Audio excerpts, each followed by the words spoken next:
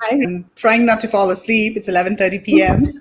I was just about to mention that. Thank you so much for staying awake for us and teaching our viewers right now about the wondrous world of sourcing from India and ethical sourcing, which is something that we should be talking about today, because Amazon has, identified that climate change is real, and climate change is real. I mean, it's snowing in Texas. So I'm glad that a company like Amazon has, identified it and taken actions to make sure that climate change does not get worse, especially when, Amazon is such a big corporation. So Meghla today is going to be talking about ethical sourcing and how you can find eco-friendly products for your business, for Amazon FBA business. And before we start that, I want to talk a little bit about Amazon and sustainability. So Amazon has already taken up steps. I've mentioned we have eco-friendly packaging from Amazon, and we have, if Amazon is producing goods that's Amazon's own brand, they are doing it with recyclable products. Also, Amazon Fresh is also giving options to people that they can purchase eco-friendly products which are organically manufactured. So I think that's amazing. And yes, so Meghla here has a presentation for us, and let's dive into it, Meghla. Okay, awesome. So let me share my screen, Ria. I've got some slides and let's get started. Perfect. And for Okay, everyone watching right now, let us know where you're watching from, and let us know how it's going with you all. Meghla, I'm going to share your screen right now. okay, There you go. okay, cool. So, yeah, my topic for today is sustainable product trends in India. And just to give you guys some background, like where exactly I'm coming from. So, Ria, as you know, I've been doing virtual India sourcing show for almost a year now. We started in April of 2020 when we couldn't really do our India sourcing trip. So, over the course of the last year, Margaret and Kevin are my partners in India sourcing trip and virtual India sourcing show. So we have basically interviewed a lot of different suppliers over the last year. I think almost like 100 suppliers. And as we were interviewing these suppliers, there was some trends that we were seeing repeatedly, with all of these suppliers. And some of the trends and keywords that we were hearing again and again were things like green is the new luxury and waste to wow. And you know what's real luxury? Coexistence. You know what's cooler Wow. than blue? Going green. Luke, sustainable living and recyclable. And we believe that not creating waste is the best way to positively impact the environment. At Vivasana International, we always try to reduce our carbon footprint. You know what's really hot? Global warming, circular economy, and vegetarian ingredients are vegetarian, and we minimize the use of synthetics. So we were seeing this trend repeatedly in many of the companies that we were interviewing, and we realized that hey, there's something going on over here. A lot of companies in India nowadays are really focusing on sustainability and producing eco-friendly products. So the trends that I'm going to share over here today are sort of the trends that we've been seeing over the last year or so after interviewing almost 100 companies in India. Okay. So the number one trend that we're seeing is that there's a lot of focus on producing eco-friendly products. And eco-friendly products, these are mostly made from natural materials. So for example, organic cotton or jute or burlap or any of the biodegradable materials. So there's a lot of focus in India on producing products that are made from biodegradable materials. There's also a lot of emphasis on using materials that require less resources to produce, that don't produce a very large carbon footprint, that are also not harmful to the environment. And we see repeatedly a lot of companies trying to say no to plastics, and they want to focus on using more natural materials, where whether it's for the actual product or whether it's even for things like packaging and the wrapping of the product. Even for that, we're seeing that more and more companies are actually using eco-friendly materials. So Amazon I want itself. to give yeah. So I want to give a couple of examples of the types of eco-friendly materials and products that we are seeing. So this, I'm sure you're very familiar with, Ria. So this is disposable dinnerware that's made from areca palm leaves. And this is disposable dinnerware made from sugarcane waste, which is also known as sugarcane bagasse. Now, both of these products are very, very biodegradable. and they're actually very popular on Amazon, right? I'm sure Seller App has a lot of keywords for these kinds of products. Yes, we see so many accounts recently, and they're all eco-friendly and they're all sustainable. And if you go to our keyword tracker, you can actually search for eco-friendly products, and the CPC is kind of low because there's not much competition coming up right now, and the keywords are high. Like, you should definitely get into this area if you're planning to sell or produce sustainable products. Right. The other types of products that we are seeing is these different types of furnishings that are made from recycled PET bottles. Now, this again, PET bottles are, of course, the water bottles that we kind of use for water and everything. So these PET bottles are actually converted into fiber and they're woven into fabrics. And then these fabrics are converted into different types of furnishings, such as cushion covers, bags. You see this dustbin cover over here. This is a rug that's made entirely from this recycled PET bottles material. So again, this is very eco-friendly too. Then we have another company in Kerala that we've interviewed, Cocotuff, that makes coir doormats, and they have like really beautiful doormats that are made from coir. And coir is actually a product that is very eco-friendly, biodegradable. It's actually the husk of coconut, so the Coconut. brown husk of the coconut. Yeah, and yeah, very innovative, creative company. Again, very eco-friendly kind of product. Some of the other products that we're seeing, jute products. So, for example, jute bags and like tote bags and even fancy evening bags. There's a lot of creativity happening, and of course, things like for packaging, a lot of companies are also producing jute bags. Yep. So that's the first trend, Ria, that we are seeing eco-friendly products, a lot of focus on eco-friendly products, and those were some examples. The second trend that we are seeing is that there is emphasis on upcycled and recycled materials. Now, what does this mean? So this is different from eco-friendly products because upcycled and recycled materials are basically materials that are reused. These are, for example, waste fabric or leather or plastic that is coming out from factories. And these products have not yet passed to consumers, but they would have just ended up in landfills. But instead of throwing these products away, these companies are reusing them for different things. To give you some examples, let's say there's actually this company. I'll talk a little bit about it later. It's called Beej, and they make a lot of different types of wallets and bags made of very innovative materials. And so what they do is that they use waste leather from factories to make the string that ties their packaging together. Or they there are certain. I'll show some products on the next few slides of examples of these upcycled materials.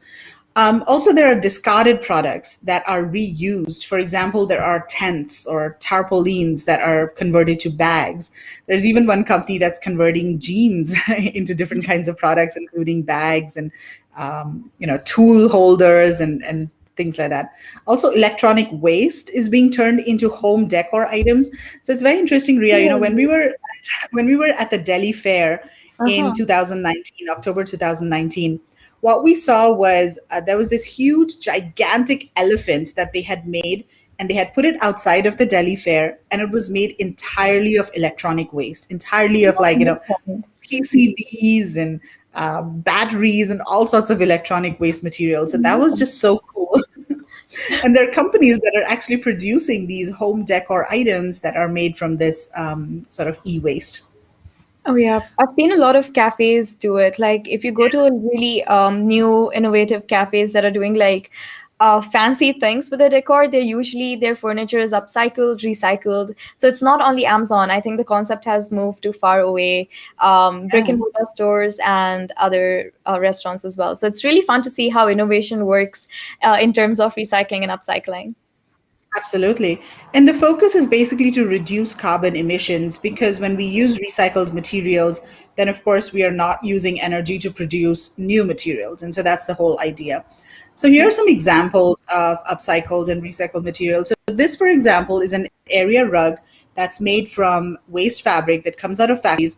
And the waste fabric is actually, you can see it close up over here, it's actually intertwined with jute ropes, and then it's twisted and it's made into textile waste ropes that kind of look very colorful and intriguing. And then this material, this is cotton cord that's made from waste cotton, and the fibers are dyed in different colors as well. Beautiful. Here are some very interesting products, and there's this one company that makes these bags and all sorts of other things that are from recycled cotton canvas from truck tarpaulins and military tents. I was Oh, like, what? wow. Yeah, but and the designs are just so beautiful, and even their product tag is made out of recycled paper. So not only is the actual product, but the accessories as well. They try to be as eco-friendly as possible. That's interesting. This is something that Amy might be into. If you're watching Amy, this is your stuff. Yeah. Okay, so here are some other examples. We saw this company that was making bags from tires, like used tires. There are so many hundreds and thousands of tires that are just discarded every year in India. And so a lot of companies are kind of turning them into interesting products such as bags. This is another one made from upcycled jeans. So It's here's not. something very interesting. So this is basically a material that is made from Tetra packs that are turned into boards. And once they're turned into boards, they become this very sturdy kind of material that's very strong as well. And you can actually make furniture out of this material. And some people are even making homes out of this. So this is actually a headline that I took from an article on the internet. So there's actually, Indian furniture designers who are building homes from this kind of plastic waste.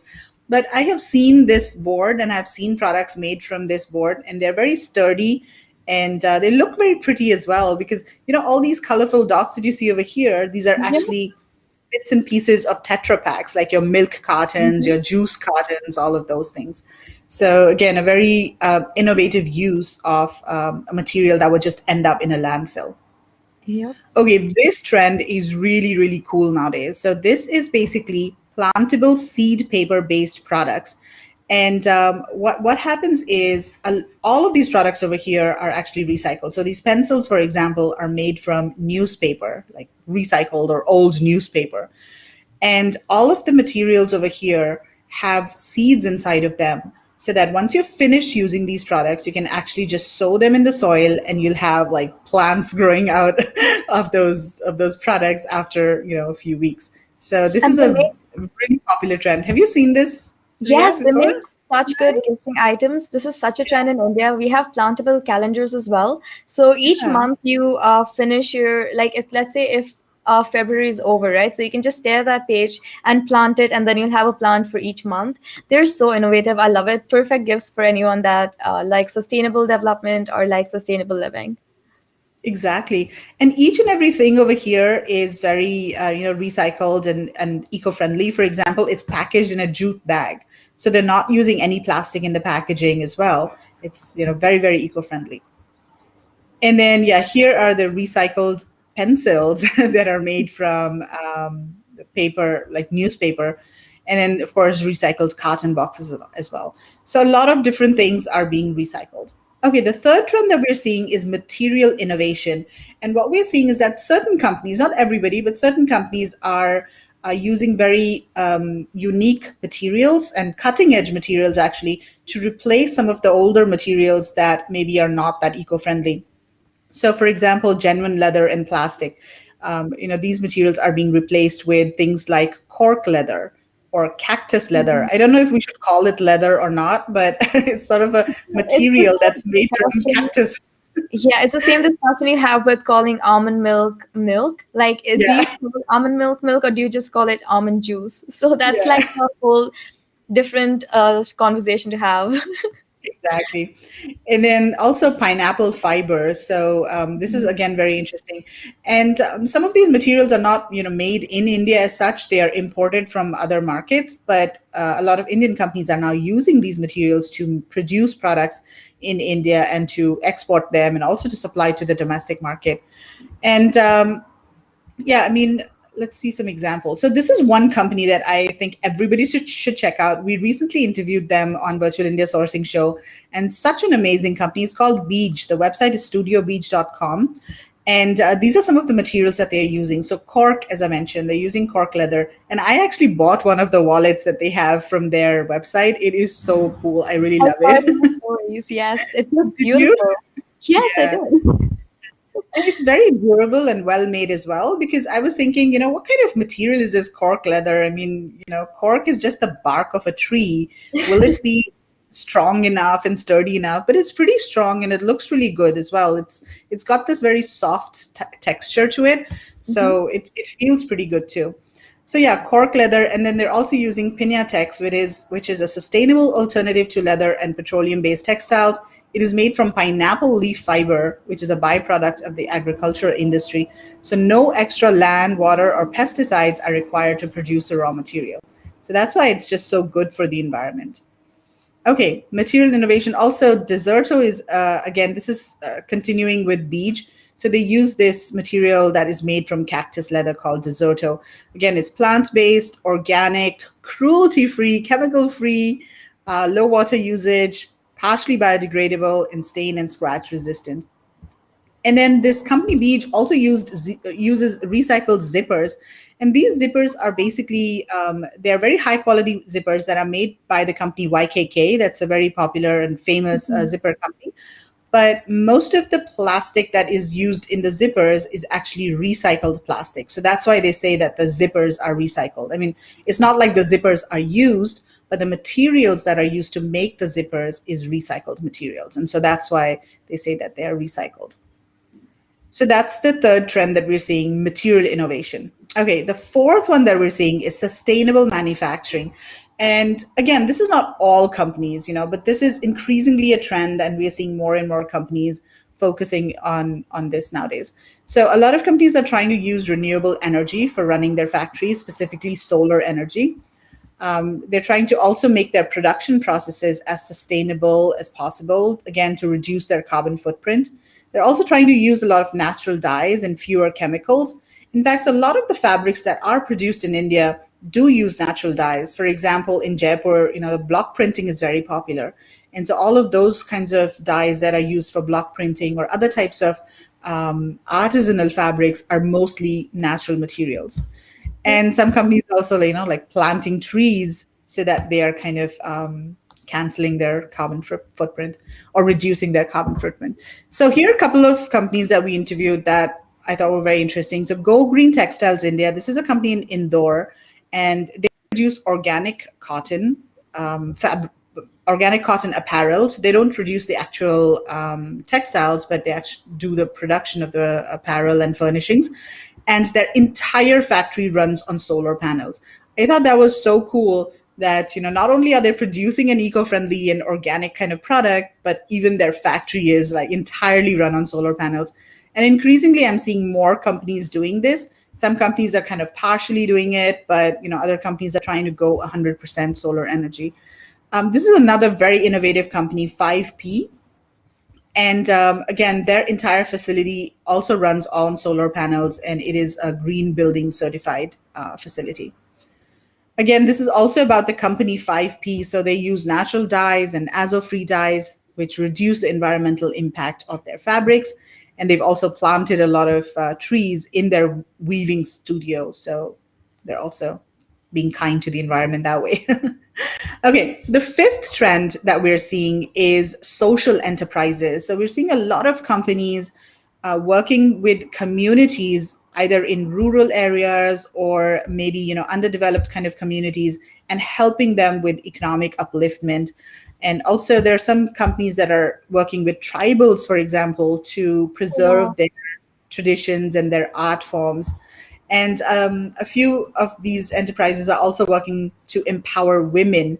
So, for example, there are these communities in which women are maybe they don't have that many opportunities. They're not well educated. So there are these groups that actually work with these women to get them to make different products, because many of these women do have the skills of maybe weaving or doing macrame or other kinds of stuff. And so these enterprises, they actually work with these women. They teach them how to make certain products, and then they help them market the products. Yeah, and I So think that's that's the reaon why you need to source from third world countries, because women in these countries don't really have an opportunity to go work in formal sectors of the society. So if you're not selling eco-friendly products, or if you're not like selling products which are sustainable as well. If you are sourcing from a company which only hire women and like employ women to do their job, that also kind of adds up to your green initiative or sustainable living as well. And you should definitely include that in your A plus content or in your brand story, because that does make an impact as well. Yeah, absolutely, and that's a really nice story to tell. I think you're right. I mean, especially if you're, helping these women come out of poverty and Totally, just exactly. empowering them bit more. Absolutely. Yep. So again, here are some examples. There's this one company, Sirohi, and they're actually going to be interviewed later this week on the Virtual India Sourcing Show. But this is really an amazing company. You should definitely check it out. So they are working in this village called Sirohi, which is in northern India. And in this village, a lot of the women, they're not really well educated. They're not allowed to go out to work, and but they do have these weaving skills. So there's a woman actually who's running this enterprise, Sirohi, and she basically designs these products, and then she gets these women artisans to produce the products. So they give them the materials, they teach them the techniques, and they do all the quality control. They manage all the packing and cleaning and everything in their own facility. But the actual products are made in the homes, of these women. Yep. So it's really empowering for them because they are then able to earn a living without having to go out of their homes. And so, it's pretty comfortable for them as well. Yeah. And then Especially another, India, yeah, I'm sorry to cut you off. I think we need to have this discussion right now because most of our viewers yeah, are based in states.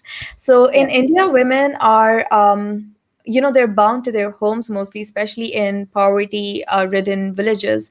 So it's really hard for them to, leave their house and go off for work in factories or any other workplaces, and usually in the informal sector.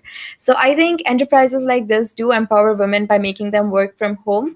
So it's safer for them to work from home, and they can take care of the house and earn a living and make a wage for their families as well. It's a really good cause. Exactly. Yeah, I totally agree with that.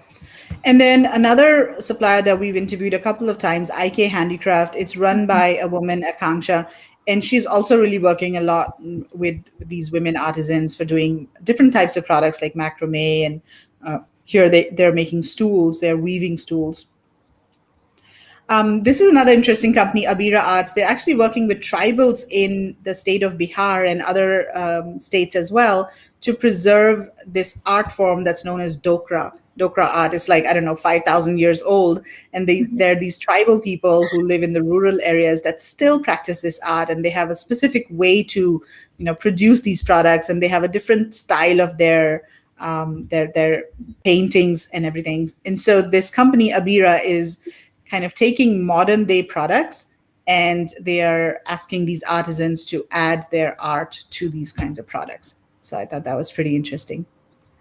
It is. There's another company that we interviewed in the state of Assam in eastern India. It's known as Tamil Plates, and this is a company that makes areca leaf plates, and they are also a very very impactful social enterprise. And what they basically do is that they train a lot of the small companies or individuals or women. They train them on how to make these plates, and they also provide them the equipment to make these plates. And so they've been able to provide employment to 3,000 women and youth, not by directly employing them, but by training them and giving them the equipment and raw materials. And they've created more than 150 micro enterprises, and they've also reduced their carbon emissions significantly. So, these are some of the things that they are really proud of, and these are sort of the values that they stand by. Okay, the last trend that we're seeing is ethical production, wherein we're seeing a lot of companies, they are really focused on the artisans or workers in the factory, and they are also focused on, fair pay, providing a lot of incentives for medical insurance, housing, things like that, and also on workers' rights. I think this is also pretty important for anybody who's importing products from a specific country. So this is 5P, and they basically say their wealth creation follows a format that returns a significant part of the value it generates back to the artisans via salary, dividend, and market capitalization. And they also have this thing where they actually put a photograph of the person who made your product, in the packaging. I mean, that's an option that you could actually do, so you actually know who the person is who's actually created, your product. That's very smart. Yeah. And then this is from Studio Beach's website. So they also highlight all of the artisans that produce products in their factories. So karigar means artisan in Hindi. So I thought that was very interesting that they're, highlighting the people who are actually making the products. Whereas in most cases, what happens is, factory workers or people who are actually making your product, they're sort of faceless, nameless people. But it Yep. really makes a huge difference when you can actually see who's making your product and also hear about their story. Like, Arif here has 2 decades of experience in drafting and pattern making, and I worked across the country. My expertise gained me the position of supervisor at Beach. I look after the production process. I'm tough when it comes to quality control. My favorite part of the job is working with new designs and problem solving. I mean, So I thought, Amazon is similar, right? So, Amazon is all about making your products more personalized and adding the human touch to it that you can't have in brick and mortar, that you have in brick and mortar store. So, I think this is very well done, and this is a really good strategy that they have taken up. And again, it's all about creating a brand story for yourself. So, if you're an Amazon seller right now, and if you want to source ethically, I think this is something that you can definitely get behind the wheel and add that human touch that your listing or your product is missing. yeah, absolutely. And these things you can also add on your A plus content, right? I mean, Yes. who are So the kind of workers who are making the product and what sort of background they have. definitely. That's why being brand registered on Amazon is so important, because you really need that A plus content to get your brand story on point, and it really connects with people. So I have a case study that I will be discussing after Meghla is done presenting, and yeah, it's really interesting on how people purchase online, and it's all about their behavior patterns on Amazon. So keep an eye on that. So let's get back to your presentation, Meghla. Okay, cool. So, yeah, that's the end of the presentation. So, basically, you Perfect. summarize these are the 6 trends that we are seeing: eco friendly and more natural products, upcycled, recycled materials, a lot of material innovation, sustainable manufacturing processes, social enterprises, and ethical production as well. Whereas, they focus on artisans. So, yeah, I mean, just to give a quick plug, if that's Yes, okay, go Ria. ahead. Yes, everyone should be watching So, this, by the way. It's so much fun. I love Kevin and Margaret. They're so much fun as well. So go ahead, Meghla. yeah, they would have been on the show over here, but it's just too late at night for them. They're like fast asleep at this time.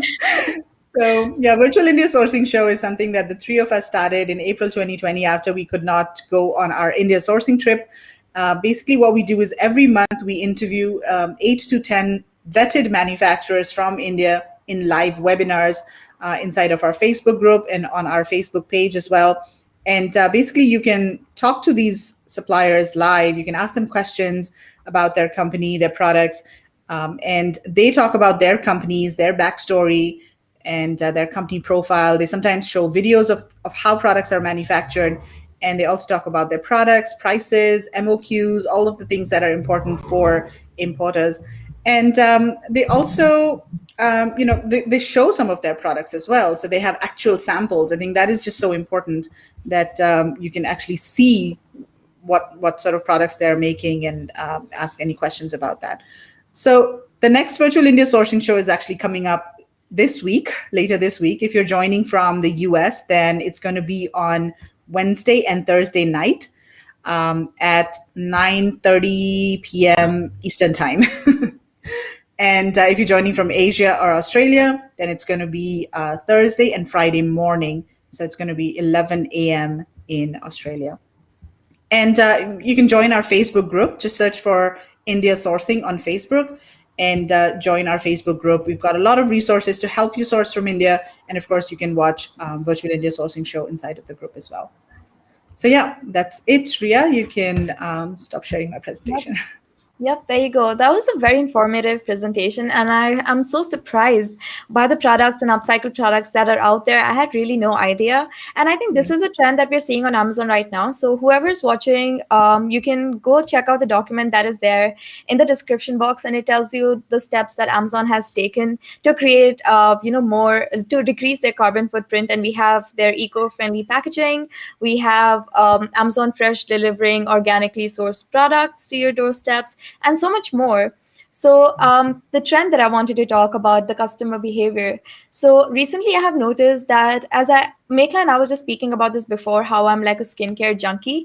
So, in my community, we saw like a lot of beauty products that are coming right now on the platform, on Amazon, are packaged in eco friendly products. So, I did a case study where I took a deodorant which was packaged in the cardboard box, the cardboard packaging, and there was a deodorant which was packaged in plastic. So, we did a case study and we realized that even if the cardboard box packaging was a little bit more expensive, people tend to buy that more because people are aware. Our sellers and our buyers are aware on the platform, like they are moving towards a sustainable development and eco friendly products. So we have so many clients who are selling, let's say, dog poop bags, which are eco-friendly and biodegradable. So they are, again, the dog poop bags are slightly expensive than your traditional plastic ones, but they are selling like hotcakes right now. So of course, people are making an effort into purchasing products which are eco-friendly, and of course, keywords right now have a low CPC rate. So go on SellerApp's keyword research, and it tells you. Relevancy, what kind of keyword it is, what kind of match it is, and you have so much more on that tool. So go ahead and check out our keyword research, and you can see how hot eco-friendly products and their keywords are trending right now. So yes, let's take up some questions now. Hi, sure. Jiz. To do I say this out loud? Hi, Jiz 120256. Hello. Thank you for attending our webinar. Would you say that mango wood is also in this category of sustainable products since it is harvested only after the tree's fruit production life has finished? So I Yeah. remember Margaret and Meghla having a whole discussion on mango wood, antique wood, and how you need licensing for it in India. So I'm just gonna let you answer this question. Yes, absolutely. You're right. So mango wood is very sustainable, and it is one of the most popular and most common woods that are available in India, and it's also very economical. So yeah, definitely better or more sustainable than some of the other woods out there. Oh, hi, Victor. If Just as Meghla Victor. was able to answer your question, let me know in the comment section below. And thank you so much for joining our webinar. Okay, so the next question is, hi, Joseph Andrews. While evaluating product demand, what should be considered as far as the most important metric? So, according to me, the most important metric should be how many units are getting sold per day. So, of course, we have tools on our platform that you can see, that sales calculator and sales estimator. You can see how many sales your product is making. So, I think your sales per day should be more than 10 units. So, I think that's one of the metrics that you need to consider as well. Okay, so next question. Hi guys, I want to know if it's okay to trust the supplier to take most of the shipping responsibility. Mekla. So, Anthony, ideally, you should use a freight forwarder to do your shipping. I mean, it really depends on how big your shipment is. If you're just doing, like a small shipment by courier, it should be okay to let the supplier handle it. But if it is a significantly larger shipment, if it's going by sea specifically or air freight, then I would highly advise you to use the services of a freight forwarder, specifically in India. So in China, suppliers are more comfortable doing DDP. They're more experienced doing DDP. Whereas in India, it's still not very common, not very popular. So your supplier might not be able to get you the best rate, or they're still going via a freight forwarder, and they're not going to pay too much attention to the shipping and everything because they're usually not used to doing that. So yeah, I would suggest go through a freight forwarder. And also, if you're doing a smaller shipment and you're sending it by courier, then you definitely want to make sure that you've vetted the supplier really well and that you're confident that the supplier is going to be able to produce high quality products, and they're going to be able to also ship your products on time, and that you trust the supplier. So if you do trust the supplier, if you vetted them, then letting them handle the courier should be okay. One of the advantages of letting them handle the courier is that they usually have better rates from courier companies because they have corporate accounts. So they might be able to get a better rate rather than, you going directly to DHL or another company to do couriers. All right. I hope Meghla answered your question. If she did, let us know in the comment section below. And the next question is by ASJ Tech. Very informative. Thank you. I have a question though. What would be the best way to source a product from overseas? So, ASJ, we can spend like a whole day talking about this. But the best way to source a product from overseas is, first of all, you need to know what product you want. Once you know that, the next step is to find a good supplier that can manufacture the product. And of course, not all products can be manufactured in India. So you need to know what are where the product can be manufactured competitively. For example, some products are better produced in China. If the product is, let's say, electronics or electrical or plastic injection or that kind of silicon, for example, that will definitely be more competitively priced in China. Whereas if you're looking for a more product made from a natural material or maybe a wooden metal product, handicraft, organic cotton, or very innovative kind of furnishings, for example, those kinds of products would be better sourced in India. So you need to know where your product is competitively produced and then decide where you want to source from. Then the next step would be to find a supplier, and that's the biggest and the most difficult step.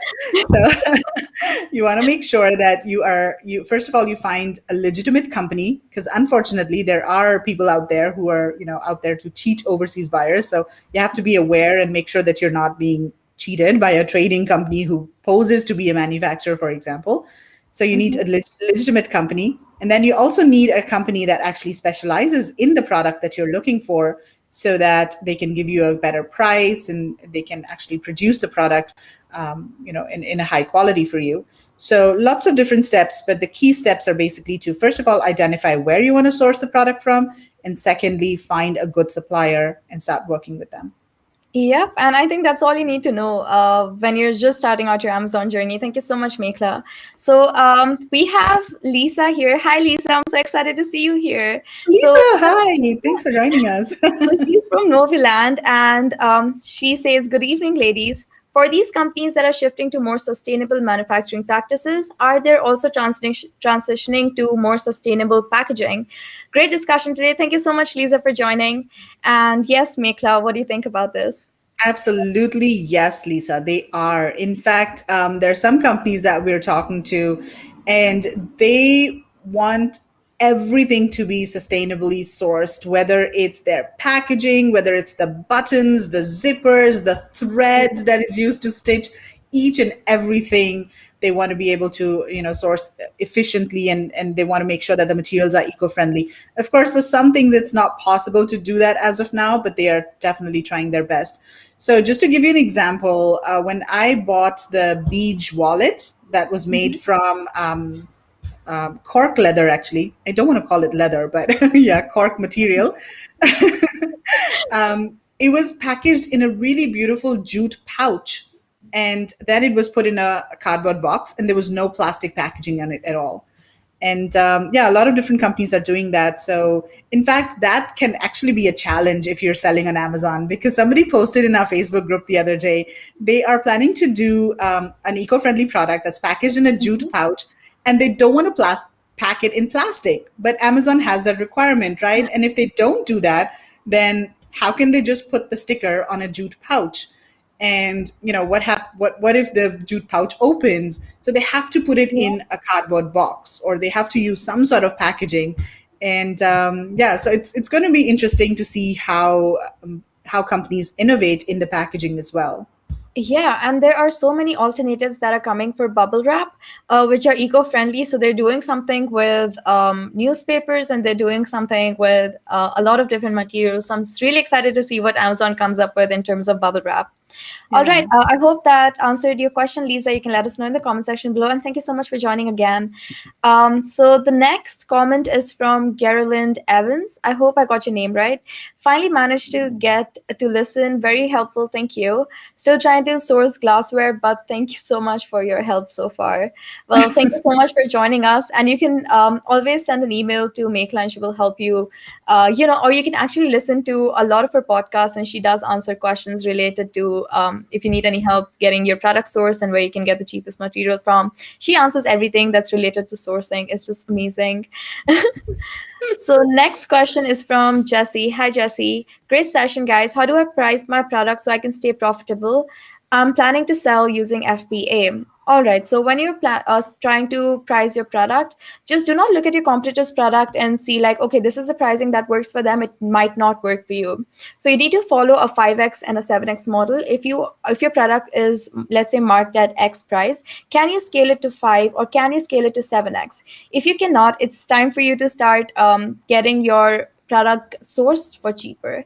And you also need to understand that during Christmas or during holiday season, you are expected to have 20 to 25% discount on your product. So keep that in mind when you're setting up the profit margins as well. So add the 25% discount that you are expected to put in the holiday season and mark your products accordingly. I hope that answered your question, Jesse, and let us know in the comment section if it did.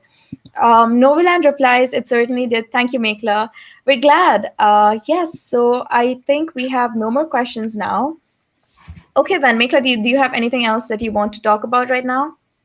No, I just want to say that, all of you guys watching, you should definitely consider India as a sourcing option, Definitely. if you haven't already done so. I think there's just so many beautiful products, and it's also very easy to communicate with suppliers in India. I find that, a lot of the suppliers speak English, and you can always just hop onto a Zoom call with them and have a discussion and ask them to show you the factory. And also, one of the biggest advantages of sourcing from India is that you can get smaller MOQs, which sometimes may not be possible from China because they always want to, mass produce things. Whereas in India, sometimes the products are handmade, or even products that are not handmade. I find that suppliers are more flexible when it comes to MOQ. So yeah, I mean, definitely check out India as a sourcing option. Yes, and I was reading a Forbes article today, and that said that for 2021 trends that comes to product sourcing, we need to expect more eco-friendly products being there on Amazon. And I think this is a perfect time where, climate change is becoming so relevant in today's time. As I mentioned, it's snowing in Texas, man. So yes, climate change is real, and you need to source your products and make sure that you are one step ahead of what's trending on Amazon. So if someone says that 2021 eco-friendly products are going to trend on Amazon, be one step ahead before it gets hot, before the keywords are selling for like crazy amounts. You have to bid higher amounts. Just get on the trend now, and I think it's going to be amazing. Make sure that you're putting it in your A plus content as well. People love hearing stories about why their purchase is going to make a difference in their personal life. So yes, make sure that if you are already selling sustainable products, or if your business is indirectly affecting more women or more minorities getting employment, make sure that you put that in the A plus content or in the description as well. It will certainly help you get those extra clicks. All right, so we have one last question Tuesday. before we end this live. Can cutting boards in India be used as cutting boards? Victor. Have you Victor. seen this? Actually, Victor. Victor posted in the India Facebook group, and there was actually this cutting board that was made in Mhm. China, and it Oh. said at the top bamboo cutting board, but at the bottom it said do not use as a cutting board. So this has kind of become a joke that cutting boards from China cannot be used as a cutting board. So that's why Victor is asking this. Oh, thank you so much, Victor, for a quick laugh. That was amazing. That's Yes, funny. your community is so lively. I love being a part of Virtual India sourcing show. It's just amazing. Oh, So thank yes, you. thank you so much for being here, everyone. I hope you all liked the webinar that we had today. If you like to see more webinars, or if you would like to see Webinar Monday be a thing, let me know in the comment section below, and we can definitely work this out. Before we end this live, there is a very exciting news that I have to share with you all. SellerApp is now multi-geo. Yes, we're available in more than 8 countries in terms of PPC and keyword research. So if you need any assistance in selling on more than 8 countries, go hit us up and we will help you with it. We also have a live launch coming up sometime in mid-March. So it's going to be very exciting, and just keep an eye out for that. So thank you so much for being here, Meghla. This was a wonderful session. I had so much fun. And yes, do check out the PDF that's there in the description box below, and we'll all see you soon. Bye bye. All right. Thank you. Bye bye.